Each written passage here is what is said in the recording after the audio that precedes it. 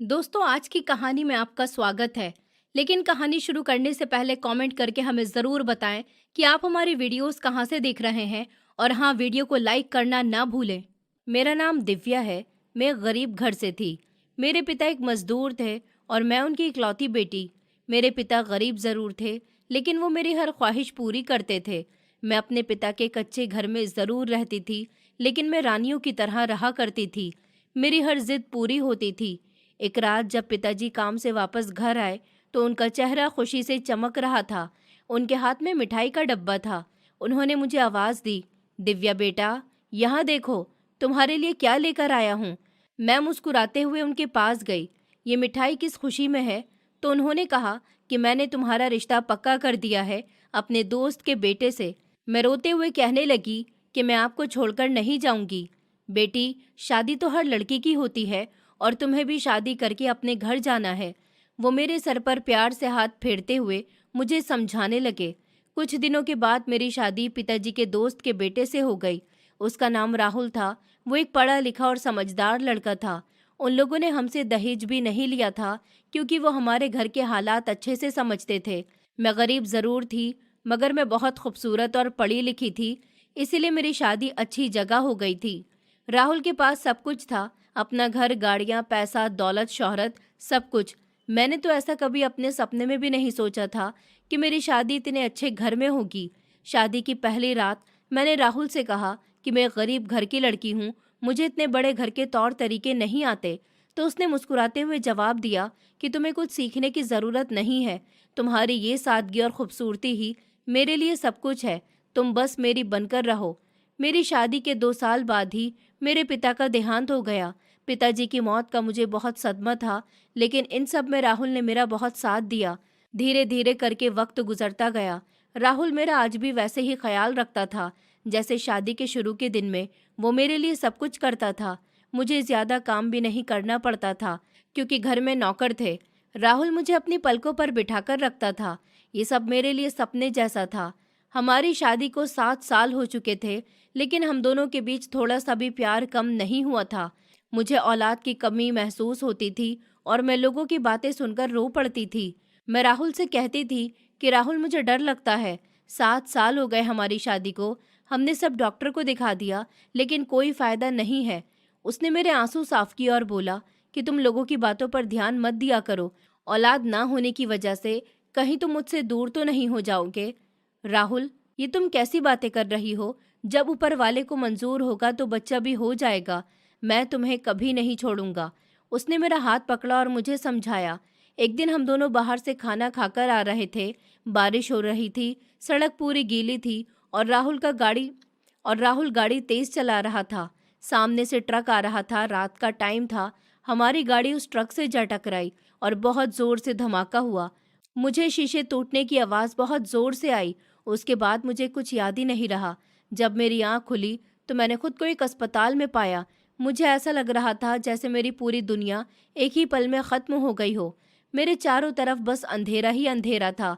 मैं अपनी आंखें खोल रही थी, बंद कर रही थी, लेकिन कोई फ़र्क नहीं पड़ रहा था।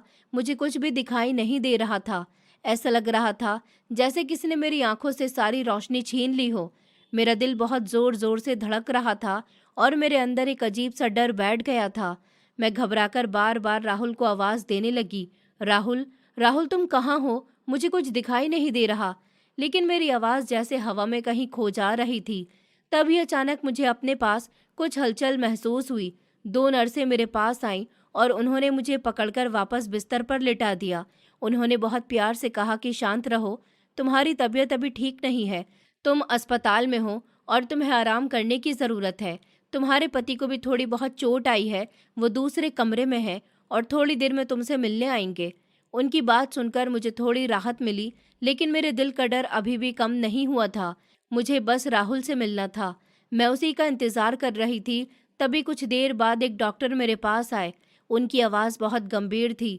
उन्होंने धीरे से कहा कि हमें बहुत दुख के साथ ये कहना पड़ रहा है कि इस हादसे में आपकी आंखों की रोशनी चली गई है और अब शायद कभी वापस नहीं आएगी।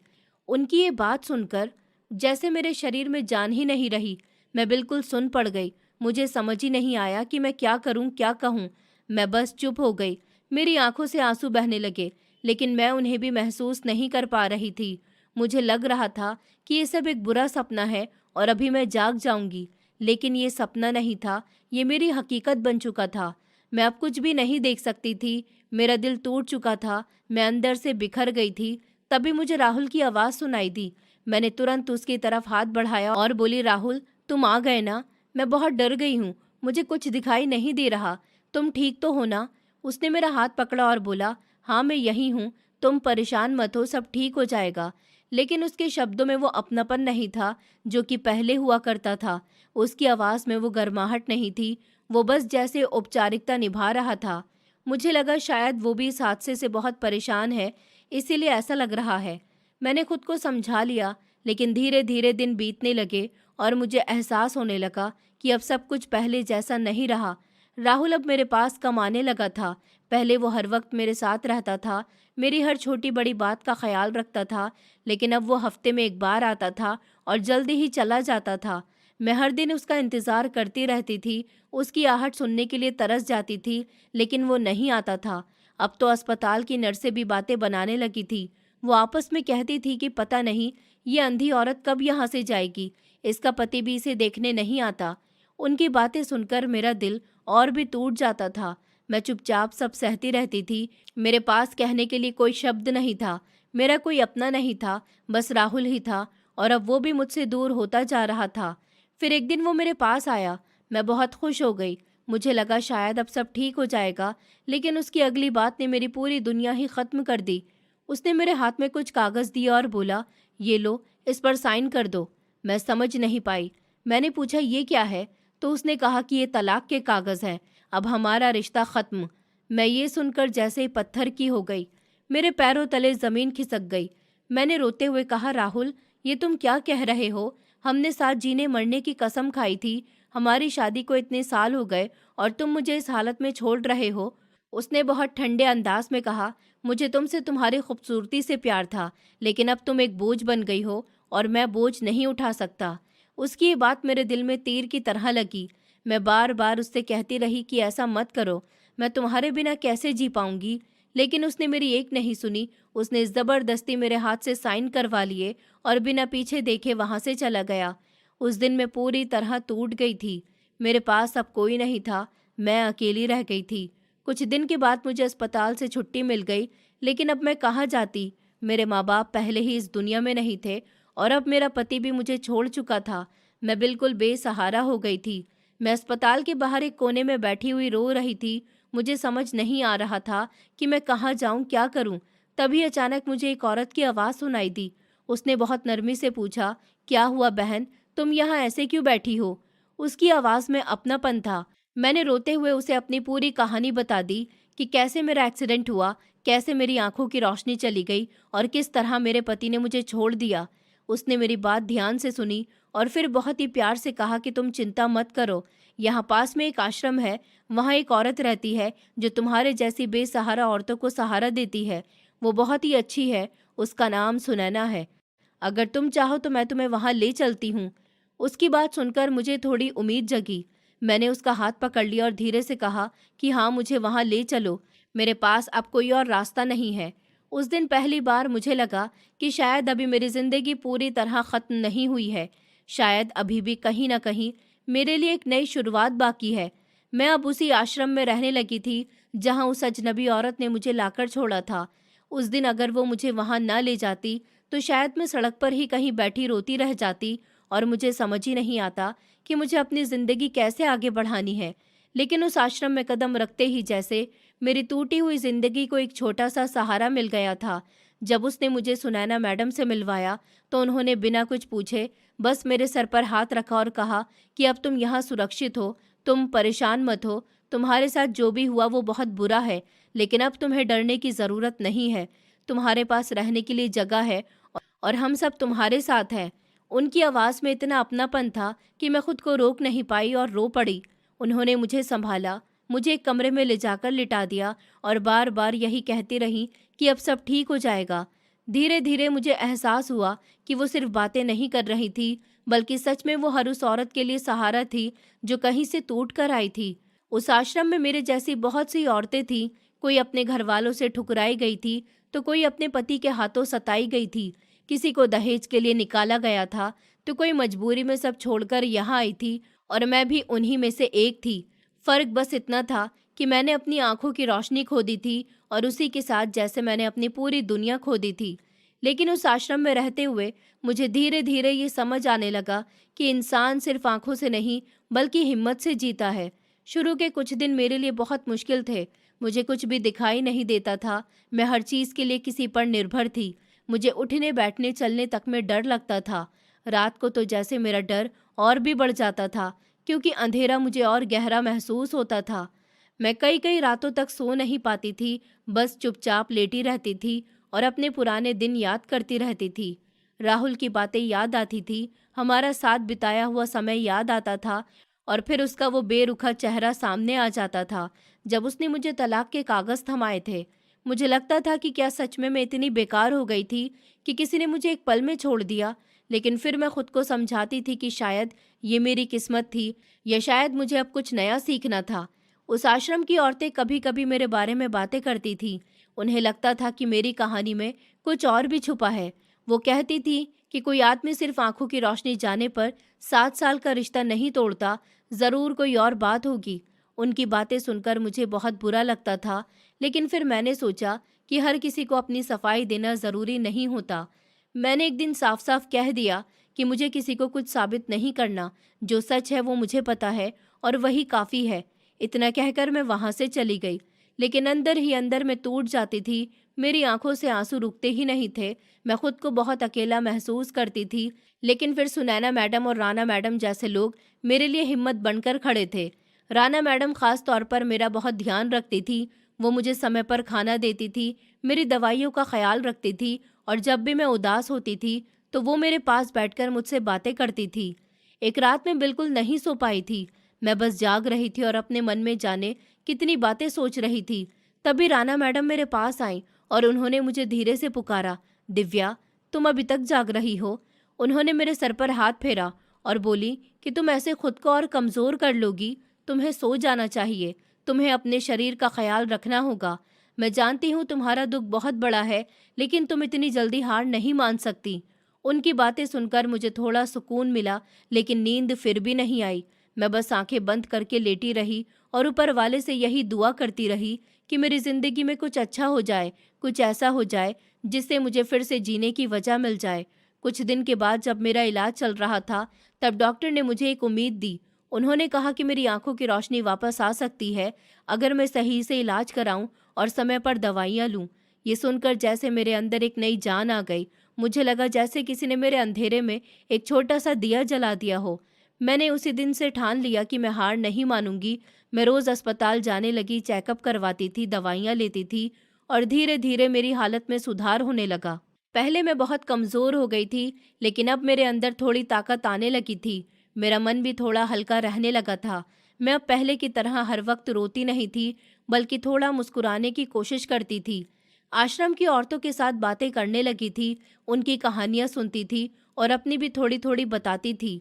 मुझे एहसास हुआ कि हर इंसान के पास अपनी एक कहानी होती है, और हर कहानी में दर्द भी होता है और हिम्मत भी होती है। बस फ़र्क इतना होता है कि कौन उस दर्द से टूट जाता है और कौन उससे लड़कर आगे बढ़ता है।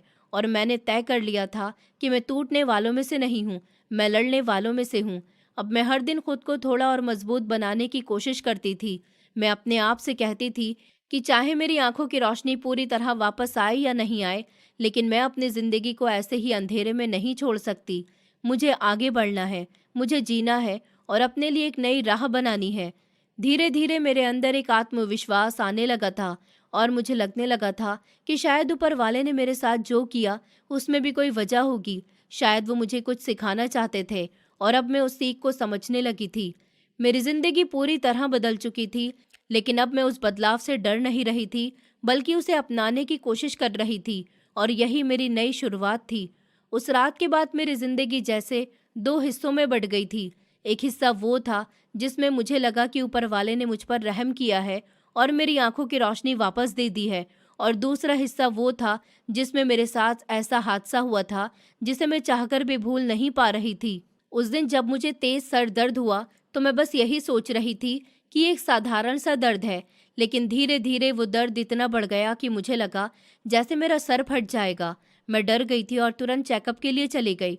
डॉक्टर ने मुझे देखा, कुछ टेस्ट किए और फिर मुझे दवाई दी, लेकिन उसके बाद क्या हुआ मुझे कुछ याद ही नहीं। बस इतना याद है कि अचानक सब कुछ काला हो गया और मैं बेहोश हो गई। जब मुझे होश आया तो पहले तो मैं समझ ही नहीं पाई कि मैं कहाँ हूँ। मैंने धीरे से अपनी आंखें खोली और उस पल को मैं कभी नहीं भूल सकती, क्योंकि उस दिन मुझे साफ साफ सब कुछ दिख रहा था। कमरे की छत, दीवारें, डॉक्टर का चेहरा, सब कुछ। मुझे ऐसा लगा जैसे मैं कोई सपना देख रही हूँ। मैंने अपनी आंखें बार बार झपकाईं, ये देखने के लिए कि कहीं ये धोखा तो नहीं है, लेकिन नहीं, ये सच था। मेरी आंखों की रोशनी वापस आ गई थी। मैं खुशी के मारे चिल्ला पड़ी। मेरी आवाज़ सुनकर डॉक्टर और नर्सें भी हैरान रह गए, क्योंकि उन्होंने तो साफ कह दिया था कि अब मैं कभी देख नहीं पाऊंगी, लेकिन शायद ऊपर वाले को कुछ और ही मंजूर था। उस पल मुझे ऐसा लगा जैसे मेरी खोई हुई दुनिया मुझे वापस मिल गई है। मैं रो रही थी, लेकिन इस बार मेरे आंसू दुख के नहीं बल्कि खुशी के थे। मैं बार बार ऊपर वाले का शुक्रिया अदा कर रही थी कि उन्होंने मुझ पर इतनी बड़ी मेहरबानी की। उस दिन शाम तक मैं उसी खुशी में डूबी रही। फिर रात हो गई और मैं आश्रम वापस आ गई। मैं चाहती थी कि मैं सबको अपनी खुशी बताऊं, लेकिन जब मैं पहुंची तो सब लोग सो चुके थे। इसलिए मैंने सोचा कि सुबह सबको बताऊंगी और चुपचाप अपने कमरे में चली गई। मैं बिस्तर पर लेट गई, लेकिन मेरी आंखों में नींद नहीं थी। मैं बार बार अपनी आंखें खोलकर कमरे को देखती थी, जैसे मुझे डर हो कि कहीं फिर से अंधेरा न छा जाए। मेरा दिल तेज धड़क रहा था और मन में अजीब सी घबराहट भी थी। तभी अचानक पूरे आश्रम की लाइट चली गई और चारों तरफ अंधेरा हो गया। पहले तो मुझे लगा कि ये बस बिजली चली गई है, लेकिन फिर मेरे कमरे का दरवाज़ा धीरे से खुला। मेरी सांसें तेज हो गईं। मैंने डरते हुए पूछा, कौन है? लेकिन कोई जवाब नहीं आया। कमरे में सन्नाटा था और उसी सन्नाटे में मुझे अपने दिल की धड़कन बहुत तेज सुनाई दे रही थी। तभी अचानक किसी ने मेरा हाथ जोर से पकड़ लिया। मैं घबरा गई। मैंने खुद को छुड़ाने की कोशिश की और जोर से चिल्लाना चाहा, लेकिन उसने तुरंत मेरा मुंह दबा दिया। मेरी आवाज़ मेरे गले में ही रह गई। मैं पूरी ताकत से उससे लड़ने की कोशिश कर रही थी, लेकिन वो मुझसे कहीं ज़्यादा ताकतवर था। उसने मुझे बिल्कुल भी मौका नहीं दिया। मैं रो रही थी, गिड़गिड़ा रही थी, उससे कह रही थी कि मुझे छोड़ दे, लेकिन उसने मेरी एक बात भी नहीं सुनी। उस वक्त मुझे ऐसा लग रहा था जैसे मैं फिर से उसी अंधेरे में धकेल दी गई हूँ जिससे मैं अभी अभी बाहर आई थी। मैं अंदर से टूट रही थी। मेरी आत्मा जैसे चीख रही थी, लेकिन मेरी आवाज़ बाहर नहीं आ पा रही थी। कुछ देर के बाद वो मुझे वहीं छोड़कर चला गया। कमरे में फिर से सन्नाटा छा गया, लेकिन मेरे अंदर तूफान मचा हुआ था। मैं वहीं बैठ गई। मेरे हाथ कांप रहे थे, मेरा पूरा शरीर थरथरा रहा था। मैं खुद को संभाल नहीं पा रही थी। मैं जोर जोर से रोने लगी। मुझे समझ नहीं आ रहा था कि मेरे साथ ये क्या हो गया। अभी कुछ देर पहले मैं अपनी ज़िंदगी की सबसे बड़ी खुशी महसूस कर रही थी और अब मैं अपने जीवन के सबसे बड़े दर्द से गुजर रही थी। उस रात मैं बिल्कुल नहीं सो पाई। मैं बस रोती रही, खुद को समेटने की कोशिश करती रही और सोचती रही कि अब मैं क्या करूं। मेरा दिल कह रहा था कि मैं सबको जाकर सच बता दूं, लेकिन मेरा दिमाग मुझे रोक रहा था। मैं उस आदमी का चेहरा नहीं देख पाई थी। मैं उसे पहचानती भी नहीं थी। अगर मैं किसी से कहती तो शायद कोई मेरी बात पर यकीन नहीं करता, और अगर किसी ने मुझे ही दोषी ठहरा दिया तो मैं कहाँ जाती। मैं पहले ही बहुत मुश्किल से इस आश्रम तक पहुंची थी। अगर यहाँ से भी निकाल दी जाती तो मेरे पास जाने के लिए कोई जगह नहीं बचती। इसलिए मैंने चुप रहने का फैसला किया, लेकिन ये चुप्पी मेरे लिए बहुत भारी थी। वो मुझे अंदर ही अंदर खा रही थी। अगली सुबह जब मैं नाश्ते के लिए गई तो सब कुछ सामान्य था। लोग हंस रहे थे, बातें कर रहे थे, जैसे कुछ हुआ ही ना हो। लेकिन मेरे अंदर सब कुछ बिखर चुका था। मेरी आंखें सूजी हुई थी क्योंकि मैं पूरी रात रोती रही थी। तभी किसी ने मुझसे पूछा कि क्या हुआ, तुम ठीक नहीं लग रही हो, क्या तुम सोई नहीं हो? मैंने खुद को संभालते हुए कहा कि बस सर में दर्द था, इसलिए नींद नहीं आई। मैं नहीं चाहती थी कि कोई मेरे चेहरे से मेरा दर्द पढ़ ले। तभी सुनैना मैडम मेरे पास आईं। उन्होंने मुझे ध्यान से देखा और कहा कि तुम्हारी तबीयत ठीक नहीं लग रही है। उन्होंने मेरे सर पर हाथ रखा तो उन्हें पता चला कि मुझे तेज़ बुखार है। उन्होंने तुरंत मुझे आराम करने के लिए भेज दिया और डॉक्टर को दिखाने को कहा। मैं वहाँ गई, दवा ली, लेकिन मेरे मन का डर और दर्द किसी दवा से ठीक नहीं हो रहा था। उसी दिन डॉक्टर ने सबको ये भी बता दिया कि मेरी आंखों की रोशनी वापस आ गई है। ये सुनकर सब खुश हो गए। सब मुझे बधाई देने लगे। लेकिन उन्हें क्या पता था कि उसी रोशनी के साथ मेरे अंदर एक गहरा अंधेरा भी आ गया है, जिसे मैं किसी से कह नहीं पा रही हूँ। मैं सबके सामने मुस्कुराने की कोशिश कर रही थी, लेकिन अंदर से मैं हर पल टूट रही थी। मुझे समझ नहीं आ रहा था कि मैं किससे बात करूं, कैसे अपनी बात कहूं। अगर मैं सच बता दूं तो लोग शायद मुझ पर ही सवाल उठाएंगे, और अगर चुप रहूं तो ये दर्द मुझे अंदर से ख़त्म कर देगा। मैं एक ऐसी जगह पर खड़ी थी जहां हर रास्ता मुझे डराता था। उस दिन के बाद मेरी ज़िंदगी बदल गई थी। मैं अब हर किसी से डरने लगी थी। रात होते ही मेरा दिल घबराने लगता था। मैं सो नहीं पाती थी। मुझे हर आवाज़ पर डर लगता था, लेकिन फिर भी मैंने खुद को संभालने की कोशिश की, क्योंकि अब मेरे पास हिम्मत के अलावा और कोई रास्ता नहीं था। मैं जानती थी कि अगर मैं टूट गई तो फिर कभी खुद को संभाल नहीं पाऊंगी। इसलिए मैंने अपने अंदर की ताकत को पकड़कर रखा और खुद से वादा किया कि चाहे कुछ भी हो जाए, मैं हार नहीं मानूंगी। मैं इस दर्द के साथ भी जीना सीखूंगी, और एक दिन ऐसा आएगा जब मैं इस डर से बाहर निकलकर फिर से खुलकर जी पाऊंगी। आज का दिन भी बाकी दिनों की तरह शुरू हुआ था, लेकिन मुझे बिल्कुल भी अंदाज़ा नहीं था कि ये दिन मेरे अंदर एक नई हलचल छोड़ जाएगा। आश्रम में सुबह से थोड़ी चहल पहल थी, क्योंकि सुनैना मैडम के बच्चे आने वाले थे। सब लोग इस बात को लेकर बातें कर रहे थे कि काफ़ी समय के बाद उनके बेटे और बेटी उनसे मिलने आ रहे हैं। मैं भी अपने काम में लगी हुई थी, लेकिन अंदर ही अंदर ये सब सुनकर मुझे भी थोड़ा अच्छा लग रहा था कि कोई अपने से मिलने आता है तो कितना सुकून मिलता है। थोड़ी देर के बाद वो दोनों आ गए थे। सब लोग उनसे मिल रहे थे। वो भी हर किसी से बहुत प्यार से बात कर रहे थे। जब मेरी नज़र सुनैना मैडम के बेटे पर पड़ी तो मैं एक पल के लिए वहीं रुक गई। मुझे ऐसा लगा जैसे मैंने उसे पहले कहीं देखा है। उसका चेहरा मुझे जाना पहचाना सा लग रहा था, लेकिन मैं ये समझ ही नहीं पा रही थी कि कहाँ देखा है। मैं खुद को बार बार समझाने लगी कि शायद ऐसा ही लग रहा होगा, लेकिन मेरे दिल में एक अजीब सी बेचैनी होने लगी थी, जैसे कुछ सही नहीं है। उसका नाम विजय था, और वो सबके साथ बहुत अच्छे से पेश आ रहा था। वो हर औरत का हाल चाल पूछ रहा था, उनकी ज़रूरतों का ख्याल रख रहा था। सब लोग उसकी तारीफ कर रहे थे, लेकिन न जाने क्यों मुझे उसके पास खड़े होने में भी अजीब सा डर लग रहा था। मैं खुद से कह रही थी कि नहीं, ऐसा कुछ नहीं है, लेकिन फिर भी मेरे अंदर एक हल्की सी घबराहट बनी हुई थी। दिन बीतता गया और सब अपने अपने काम में लग गए, लेकिन मेरे अंदर वो बेचैनी खत्म नहीं हो रही थी। उसी बीच कुछ दिनों से मेरी तबीयत भी ठीक नहीं चल रही थी। मुझे सुबह शाम उल्टियाँ होने लगी थी। मेरा शरीर भी भारी सा लगने लगा था, जैसे मुझ में पहले जैसी ताकत नहीं रही हो। मैं समझ नहीं पा रही थी कि मेरे साथ ये क्या हो रहा है। मैं खुद को समझाने की कोशिश कर रही थी कि शायद कमज़ोरी होगी या मौसम का असर होगा, लेकिन दिल मान नहीं रहा था।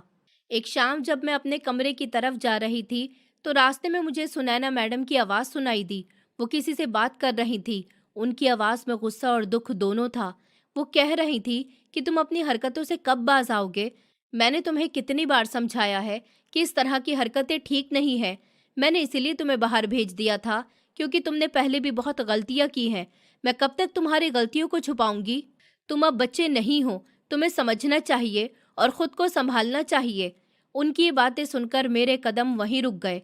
मैं हैरान थी कि वो अपने बेटे से इस तरह क्यों बात कर रही हैं। वो कौन सी गलतियां हैं जिनके बारे में वो इतना परेशान है? मेरे मन में कई सवाल उठने लगे।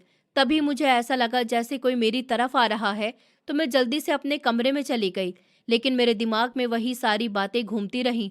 मैं समझ नहीं पा रही थी कि आखिर सच्चाई क्या है, और क्यों मुझे विजय को देखकर इतना अजीब सा लग रहा है। मैं अपने कमरे में पहुंची, और जैसे ही अंदर गई मुझे अचानक चक्कर आने लगा। मेरी आंखों के आगे अंधेरा छाने लगा। मैं संभलने की कोशिश कर रही थी, लेकिन मेरा शरीर साथ नहीं दे रहा था, और अगले ही पल मैं ज़मीन पर गिर गई। उस वक्त मेरे अंदर डर भी था, उलझन भी थी, और एक ऐसा एहसास भी जिसे मैं समझ ही नहीं पा रही थी। जैसे मेरी ज़िंदगी धीरे धीरे किसी ऐसे मोड़ पर आ रही थी जहाँ से सब कुछ बदलने वाला था, और मुझे ये भी नहीं पता था कि आगे मेरे साथ क्या होने वाला है। बस इतना महसूस हो रहा था कि कुछ बहुत बड़ा और बहुत भारी मेरे हिस्से में आने वाला है, और शायद मैं उसके लिए अभी तैयार भी नहीं थी। लेकिन अब जो होना था वो रुकने वाला नहीं था, और मेरी सांसें तेज़ होती जा रही थी, जैसे मेरा दिल मुझे किसी अनजाने डर के लिए तैयार कर रहा हो। आज का दिन धीरे धीरे ढलकर रात में बदल गया था, लेकिन मेरे अंदर जो बेचैनी शुरू हुई थी वो खत्म होने का नाम नहीं ले रही थी। मैं उस शाम अपने कमरे में गिरी थी, और उसके बाद कब होश आया मुझे ठीक से याद भी नहीं था। जब मेरी आंख खुली तो बाहर हल्का अंधेरा हो चुका था। कमरे में बस एक धीमी सी रोशनी जल रही थी और चारों तरफ एक अजीब सी खामोशी थी। मेरा सर भारी लग रहा था और शरीर बिल्कुल कमजोर सा महसूस हो रहा था। मैं उठने की कोशिश कर रही थी, लेकिन मेरे हाथों में भी जान नहीं थी। कुछ पल के लिए मैं ऐसे ही लेटी रही और अपने आसपास देखने लगी। तभी मुझे दिन की सारी बातें याद आने लगी। सुनैना मैडम के बेटे का चेहरा, उनका अजीब सा व्यवहार और फिर वो बातें जो मैंने अनजाने में सुन ली थी। ये सब मेरे दिमाग में बार बार घूम रहा था। मेरा दिल तेज धड़कने लगा था, जैसे कुछ गलत होने का एहसास मुझे अंदर ही अंदर खा रहा था। मैं धीरे से उठकर बैठ गई और अपने सर को पकड़ लिया। मुझे समझ नहीं आ रहा था कि मेरे साथ ये सब क्या हो रहा है। मेरी तबीयत पिछले कुछ दिनों से खराब थी, उल्टियाँ हो रही थी, शरीर भारी लग रहा था और अब ये चक्कर आना, ये सब मुझे और ज़्यादा डराने लगा था। मैं खुद को समझाने की कोशिश कर रही थी कि शायद ये सब कमज़ोरी की वजह से हो रहा है, लेकिन मेरे दिल के अंदर कहीं ना कहीं एक डर बैठ गया था जो मुझे चैन लेने नहीं दे रहा था। रात और गहरी हो चुकी थी। बाहर से कभी कभी किसी के चलने की आवाज़ आती थी, लेकिन फिर से सब शांत हो जाता था। मैं अपने बिस्तर पर बैठी हुई थी और बस सोच रही थी कि आखिर ये सब क्या है। तभी मुझे फिर से सुनैना मैडम की आवाज़ याद आई, जो मैंने शाम को सुनी थी। वो अपने बेटे से बहुत गुस्से में बात कर रही थी। उनके शब्द मेरे कानों में गूंज रहे थे कि तुम अपनी हरकतों से कब बाज आओगे, मैंने तुम्हें कितनी बार समझाया है। और ये सुनकर मेरे अंदर एक अजीब सी घबराहट होने लगी थी, क्योंकि न जाने क्यों मुझे बार बार लग रहा था कि इस सब का कुछ न कुछ रिश्ता मुझसे भी है। मैं खुद को बार बार समझा रही थी कि ऐसा कुछ नहीं है, लेकिन दिल मान नहीं रहा था। मैं उठकर खिड़की के पास चली गई। बाहर हल्की हवा चल रही थी, पेड़ हिल रहे थे और दूर कहीं कुत्तों के भौंकने की आवाज़ आ रही थी। सब कुछ इतना शांत था, लेकिन मेरे अंदर तूफान चल रहा था। मैं अपनी सांसों को काबू करने की कोशिश कर रही थी। तभी अचानक मेरे पेट में हल्का सा दर्द महसूस हुआ। मैं घबरा गई और तुरंत अपने बिस्तर पर बैठ गई। मेरे हाथ पांव ठंडे पड़ रहे थे। मैं सोच भी नहीं पा रही थी कि ये सब क्या हो रहा है। मेरी आंखों में आंसू आ गए, लेकिन मैं रो भी नहीं पा रही थी। जैसे मेरे अंदर का डर इतना गहरा हो गया था कि उसने मेरी आवाज़ भी छीन ली थी। मैं बस चुपचाप बैठी रही और अपने दिल की धड़कनों को सुनती रही। कुछ देर के बाद मैंने पानी पिया और खुद को शांत करने की कोशिश की, लेकिन मेरा मन बार बार उसी बात पर जाकर अटक जाता था कि विजय का चेहरा मुझे इतना जाना पहचाना क्यों लग रहा है। मैंने उसे पहली बार ही देखा था, फिर भी ऐसा क्यों लग रहा था कि मैं उसे पहले से जानती हूँ। मैं इस सवाल से जितना भागना चाहती थी, उतना ही मेरे सामने आ जाता था। रात काफ़ी हो चुकी थी, लेकिन मेरी आंखों में नींद नहीं थी। मैं बिस्तर पर लेट गई, लेकिन करवटें बदलती रही। मेरे मन में डर भी था, उलझन भी थी और एक अजीब सा एहसास भी था, जैसे कुछ सच मेरे सामने आने वाला है और मैं उससे बच नहीं पाऊंगी। मैं सोच रही थी कि अगर सच में कुछ ऐसा हुआ है जो मुझे याद नहीं है तो क्या होगा, क्या मैं उसे सह पाऊंगी या नहीं। ये सोचकर ही मेरा दिल बैठने लगता था। मैं अपनी आंखें बंद करती थी तो भी वही चेहरा सामने आ जाता था, वही आवाज़ें गूंजती थी और मैं घबराकर फिर से आंखें खोल देती थी। मुझे ऐसा लग रहा था जैसे मेरा अपना ही दिमाग मेरे खिलाफ हो गया है, जो मुझे चैन से जीने नहीं दे रहा था। धीरे धीरे रात और गहरी होती जा रही थी और मैं उसी अंधेरे में अपने डर के साथ अकेली बैठी थी। मुझे किसी से बात करने का मन कर रहा था, लेकिन मैं किसी को कुछ बता भी नहीं पा रही थी, क्योंकि मुझे खुद ही समझ नहीं आ रहा था कि मैं क्या महसूस कर रही हूँ। बस इतना समझ आ रहा था कि कुछ ठीक नहीं है और जो भी है वो बहुत बड़ा है। मैं बार बार अपने दिल को समझा रही थी कि सब ठीक हो जाएगा, लेकिन अंदर से एक आवाज़ आ रही थी कि अब कुछ भी पहले जैसा नहीं रहेगा, और यही बात मुझे सबसे ज़्यादा डरा रही थी। मैं धीरे से अपनी चादर में सिमट गई और अपने आंसू रोकने की कोशिश करती रही, लेकिन वो अपने आप बहते जा रहे थे। उस रात मैंने शायद ही एक पल भी सुकून से गुजारा हो। हर मिनट मेरे लिए भारी था, हर सोच मुझे और कमज़ोर कर रही थी और मैं बस यही चाह रही थी कि किसी तरह सुबह हो जाए, ताकि शायद इस अंधेरे के साथ मेरा ये डर भी थोड़ा कम हो जाए। लेकिन उस रात ने मुझे ये एहसास करा दिया था कि कुछ डर ऐसे होते हैं जो रोशनी में भी ख़त्म नहीं होते, और शायद मेरा डर भी अब ऐसा ही बनने वाला था, जो हर वक्त मेरे साथ रहेगा, चाहे दिन हो या रात। और मैं उस सच्चाई के करीब जा रही थी जिससे मैं खुद भी डर रही थी, लेकिन अब पीछे लौटना मेरे बस में नहीं था। और यही सोचते सोचते मेरी आंखें धीरे धीरे बंद हो गईं, लेकिन नींद फिर भी पूरी तरह से नहीं आई, क्योंकि मेरे अंदर का डर अभी भी जाग रहा था और शायद अब वो मुझे इतनी आसानी से चैन लेने नहीं देने वाला था। मेरी तबीयत कई दिनों से ठीक नहीं चल रही थी। मुझे बार बार उल्टियाँ हो रही थी, शरीर कमज़ोर लग रहा था और उस दिन तो हालत और भी ज़्यादा ख़राब थी। मुझे चक्कर आ रहे थे और मैं ठीक से खड़ी भी नहीं हो पा रही थी। मैं अपने कमरे में थी और उठकर पानी लेने की कोशिश कर रही थी। तभी अचानक मेरी आंखों के आगे अंधेरा छा गया और मैं ज़मीन पर गिर गई। उसके बाद मुझे कुछ याद ही नहीं कि क्या हुआ। जब मेरी आंख खुली तो मैंने खुद को लोगों से घिरा हुआ पाया। आश्रम की कुछ औरतें मेरे पास खड़ी थी। कोई मेरा नाम लेकर बुला रहा था, कोई मुझे उठाने की कोशिश कर रहा था। तभी किसी ने सुनैना मैडम को बुलाया। वो जल्दी से आई और उन्होंने मेरा माथा छूकर देखा तो मैं तेज़ बुखार में जल रही थी। उन्होंने तुरंत सबको कहा कि मुझे अस्पताल ले जाना होगा। मेरी हालत देखकर वो भी घबरा गई थी। मुझे सहारा देकर उठाया गया और जल्दी से गाड़ी में बैठाकर अस्पताल ले जाया गया। रास्ते भर मेरा सर भारी था और मुझे कुछ समझ नहीं आ रहा था। मैं बस आधी बेहोशी में थी। अस्पताल पहुंचते ही डॉक्टर ने मुझे तुरंत अंदर ले लिया। मुझे बेड पर लिटाया गया और जल्दी जल्दी कुछ जांच शुरू हो गई। डॉक्टर ने मुझे ड्रिप लगाई, इंजेक्शन दिया और फिर कुछ समय के बाद धीरे धीरे मुझे होश आने लगा। मेरी आंख खुली तो मैंने सफ़ेद दीवारें देखी और पास खड़ी नर्स को देखा। मुझे समझ आ गया कि मैं अस्पताल में हूँ। डॉक्टर मेरे पास आए और मुझसे कुछ सवाल पूछने लगे, लेकिन मेरे पास उनके सवालों का कोई जवाब नहीं था। मैं खुद ही नहीं जानती थी कि मेरे साथ क्या हो रहा है। उन्होंने कुछ टेस्ट करवाए और मुझे वहीं रहने के लिए कहा। मैं चुपचाप लेटी रही। मेरा दिल बहुत घबरा रहा था। कुछ देर के बाद रिपोर्ट्स आ गईं और डॉक्टर उन्हें देखकर एकदम चुप हो गए। उनके चेहरे पर हैरानी साफ दिख रही थी। उन्होंने मुझे देखा और फिर धीरे से पूछा, क्या तुम काफ़ी समय से यहाँ इलाज करवा रही हो? लेकिन ये सब क्या है? तुम प्रेग्नेंट हो, ये कैसे हो सकता है? उनकी ये बात सुनकर जैसे मेरे पैरों के नीचे से ज़मीन खिसक गई। मेरा दिल ज़ोर से धड़कने लगा, मेरा सर घूमने लगा और मेरी आंखों से आंसू निकलने लगे। मुझे कुछ समझ ही नहीं आ रहा था कि ये सब कैसे हो सकता है, लेकिन अंदर कहीं न कहीं मुझे डर था कि जो उस रात हुआ था वही इसकी वजह है। वो रात जिसे मैं भूलना चाहती थी, लेकिन भूल नहीं पा रही थी। जब डॉक्टर ने ये बात सुनैना मैडम को बताई तो वो भी एकदम हैरान रह गईं। उन्होंने मुझे ऐसे देखा जैसे उन्हें मुझ पर यकीन ही नहीं हो रहा हो। उन्होंने मुझसे सवाल किए और उनके सवालों में शक साफ दिख रहा था। उन्होंने कहा, तुम्हारे पति ने तुम्हें इसलिए छोड़ दिया था क्योंकि तुम माँ नहीं बन सकती थी, और अब ये सब क्या है? तुमने ऐसा कैसे किया? उनकी बात सुनकर मैं और टूट गई। मैंने रोते हुए उनसे कहा कि मैं बेगुनाह हूँ, मैंने कुछ नहीं किया, मेरे साथ ज़बरदस्ती हुई थी। मैं चिल्ला चिल्लाकर सब बताना चाहती थी, लेकिन मेरी आवाज़ जैसे किसी तक पहुँच ही नहीं रही थी। किसी ने भी मेरी बात पर यकीन नहीं किया। आश्रम की औरतें भी मुझे घूरने लगी, मेरे बारे में बातें करने लगी। कोई ताने मार रहा था, कोई मुझे गलत कह रहा था। मैं सब कुछ सुन रही थी और हर एक शब्द मेरे दिल को चीर रहा था। मुझे लग रहा था जैसे मेरी पूरी दुनिया खत्म हो गई है। मैं इतनी परेशान हो गई थी कि मेरे मन में बार बार ये ख्याल आ रहा था कि काश मैं मर जाऊं, क्योंकि वहाँ कोई भी ऐसा नहीं था जो मेरी बात समझे, जो मुझ पर भरोसा करे।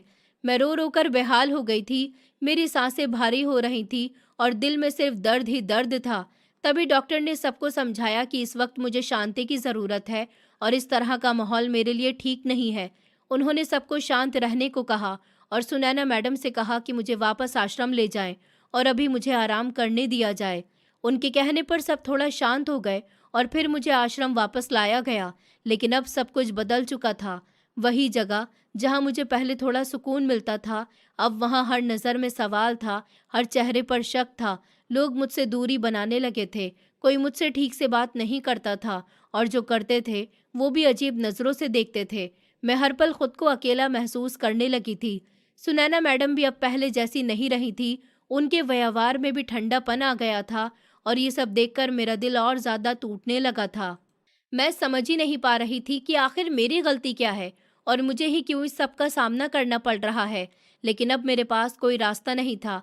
मुझे उसी माहौल में रहना था, उन्हीं लोगों के बीच रहना था जो अब मुझे समझने के बजाय मुझे जज कर रहे थे। और हर दिन मेरे लिए पहले से ज़्यादा भारी होता जा रहा था।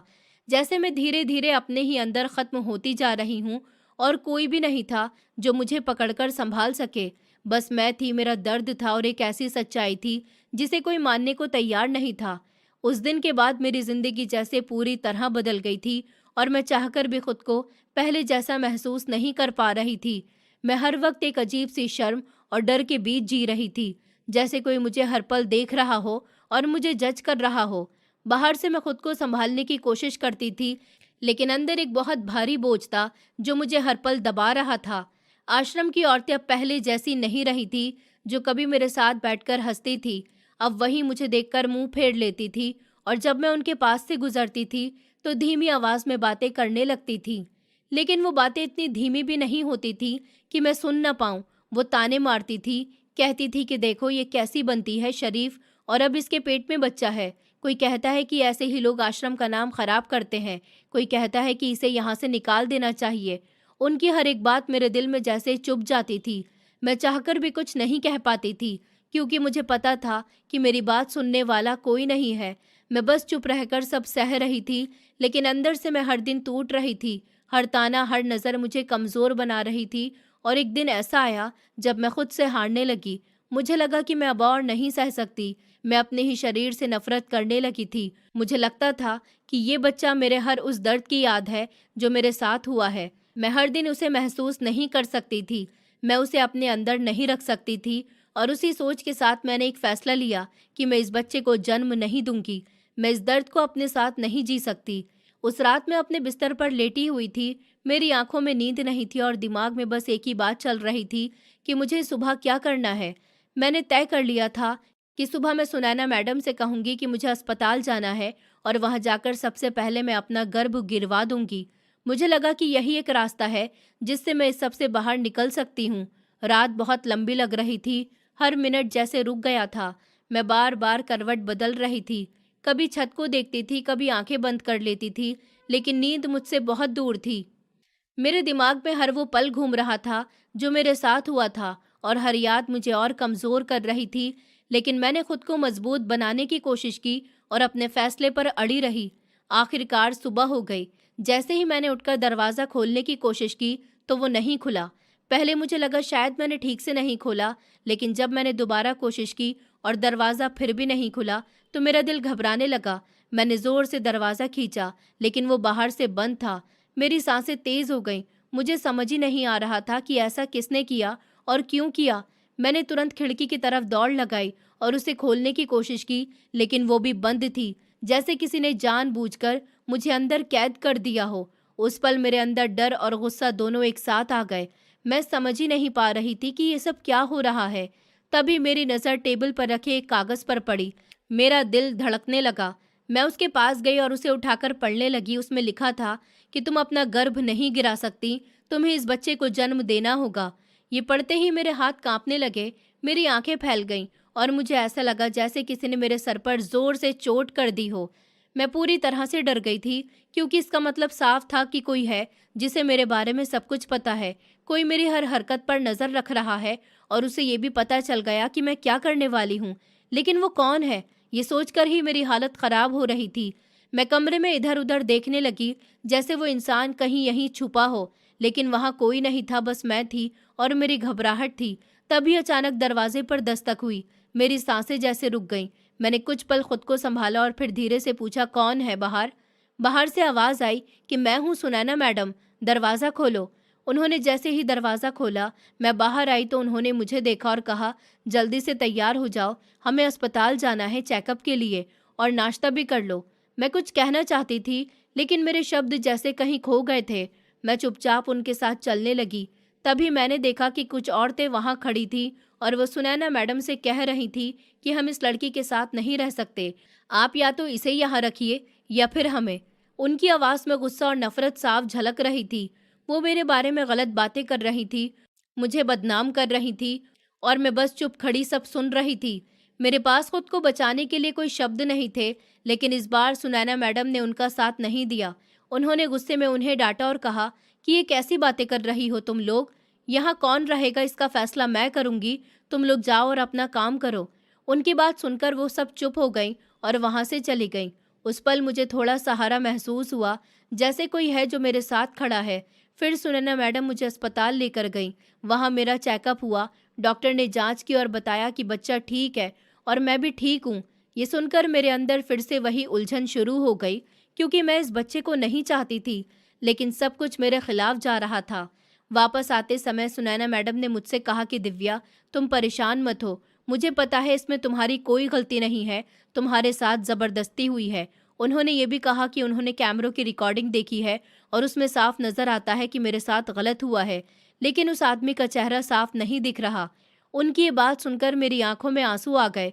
मैंने उनका हाथ पकड़ लिया और उनसे कहा, मैडम मुझे बताइए वो कौन है, मैं उसे छोड़ूंगी नहीं। उसने मेरी ज़िंदगी बर्बाद कर दी है, मैं उसे सज़ा दिलवाऊंगी। लेकिन उन्होंने मुझे शांत करते हुए कहा कि उन्हें चेहरा साफ नहीं दिखा, अगर पता होता तो वो खुद उसे सज़ा दिलवाती। उन्होंने कहा कि वो कोशिश करेंगी पता लगाने की कि वो कौन है। उनकी बातों से मुझे थोड़ा सहारा मिला, लेकिन अंदर का डर और दर्द अब भी वैसा ही था। अब हम वापस आश्रम आ गए।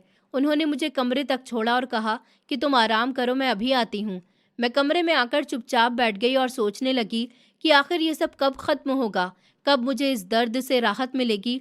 लेकिन मुझे कोई जवाब नहीं मिला, बस एक खामोशी थी, और उसी खामोशी में मैं अपने डर, अपने दर्द और अपने सवालों के साथ अकेली बैठी थी। मुझे लग रहा था जैसे मेरी जिंदगी मेरे हाथों से फिसलती जा रही है और मैं उसे रोक भी नहीं पा रही हूँ।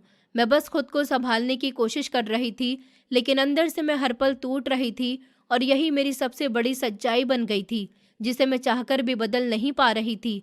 पता नहीं क्यों, लेकिन जब भी मैं सुनैना मैडम की बातों के बारे में सोचती थी, तो मेरे दिल में एक अजीब सा एहसास होता था, जैसे वो मुझसे कुछ छुपा रही हैं, जैसे उन्हें सब कुछ पता है कि मेरे साथ क्या हुआ है और किसने किया है, लेकिन फिर भी वो मुझे सच नहीं बताना चाहती थी। मैं कई बार उनकी आंखों में देखती थी तो मुझे लगता था कि वहाँ कोई राज छुपा हुआ है, लेकिन मैं कुछ समझ नहीं पा रही थी।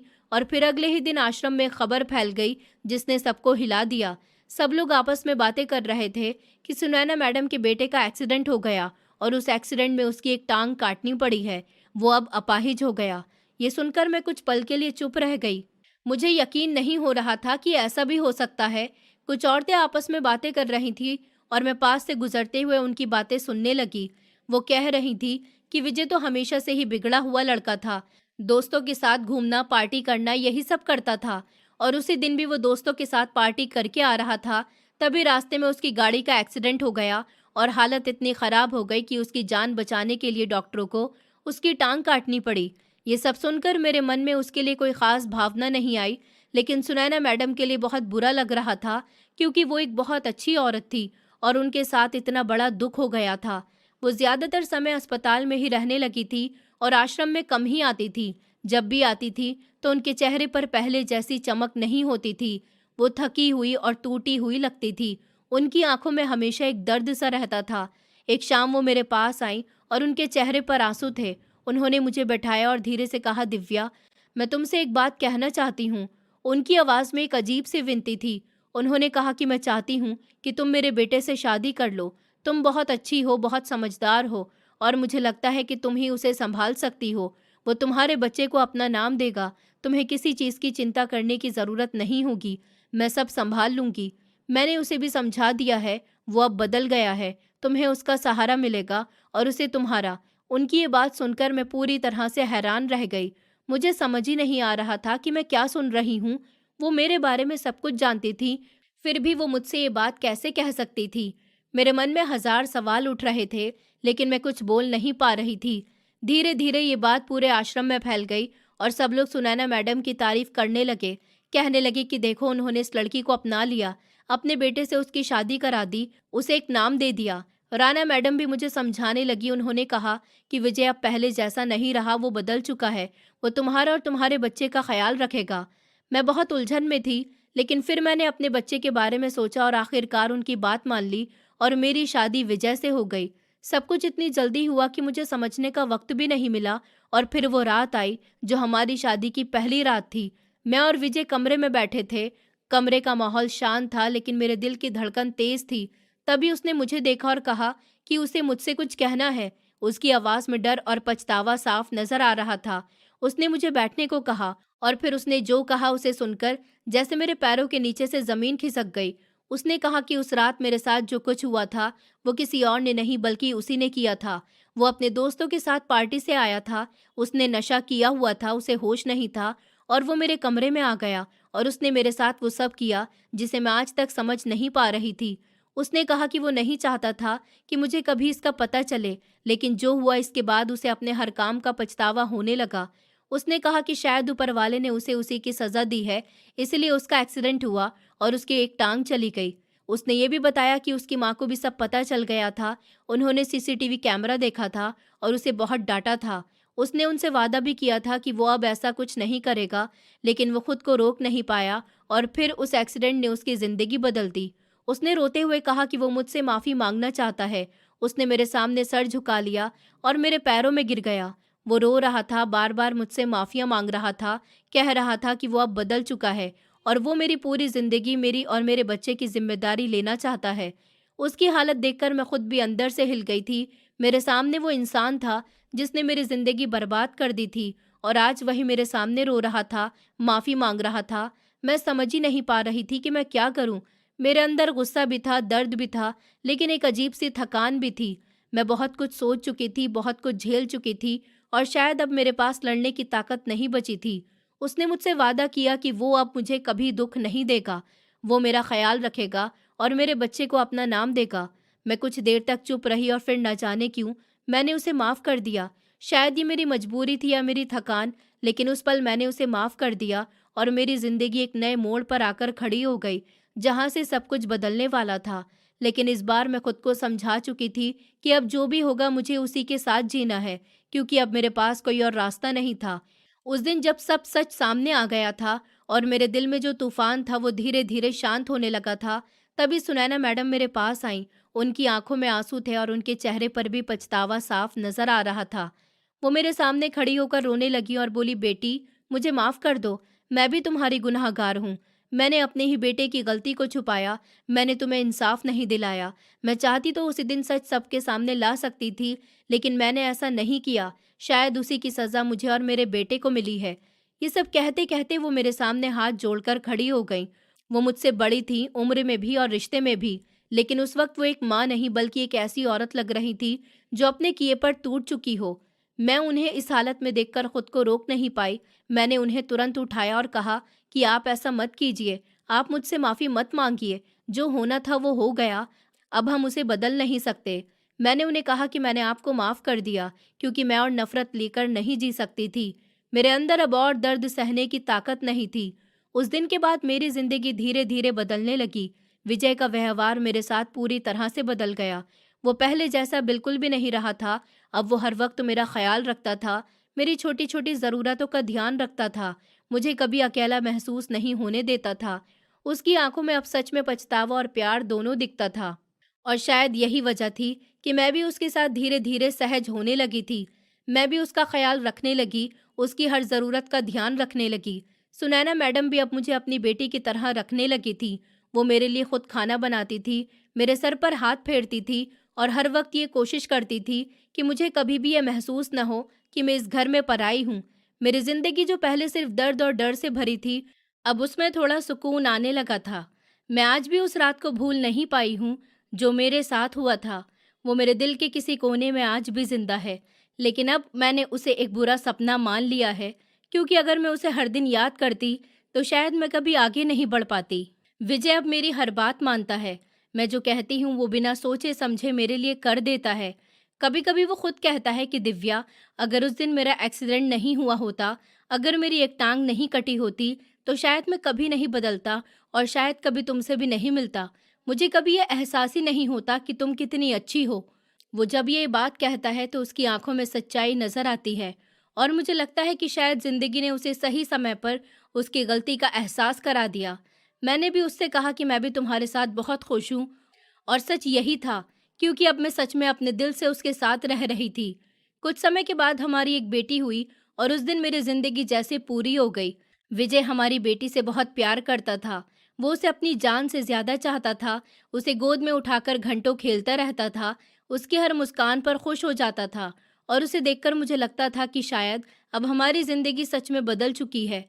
मैं अपनी बेटी को देखकर ये सोचती थी कि मैं उसे एक ऐसी जिंदगी दूंगी जहां उसे कभी वो दर्द ना सहना पड़े जो मैंने सहा है। अब मैं अपने छोटे से परिवार के साथ खुश थी। मेरे पास एक घर था, एक पति था जो अब मुझसे सच्चा प्यार करता था, एक माँ जैसी सास थी जो मेरा ख्याल रखती थी और एक प्यारी सी बेटी थी जिसने मेरी जिंदगी में नई रोशनी भर दी थी। मैंने अपने बीते हुए कल को पीछे छोड़ दिया था और अब मैं अपने आज में जी रही थी और शायद यही जिंदगी का सबसे बड़ा सच है कि चाहे कितना भी अंधेरा क्यों ना हो, अगर हम चाहें तो एक नई शुरुआत कर सकते हैं। और मैंने भी वही किया। अब मैं खुश थी, सच में बहुत खुश, और अपने परिवार के साथ हर दिन एक नई उम्मीद के साथ जी रही थी। दोस्तों, उम्मीद करती हूँ आपको हमारी कहानी पसंद आई होगी। कहानी पसंद आई है तो वीडियो को लाइक करें, चैनल पर नए हैं तो चैनल को सब्सक्राइब करें, और हाँ, नोटिफिकेशन बेल को ज़रूर दबाएं ताकि अगली अपडेट सबसे पहले आपको मिले।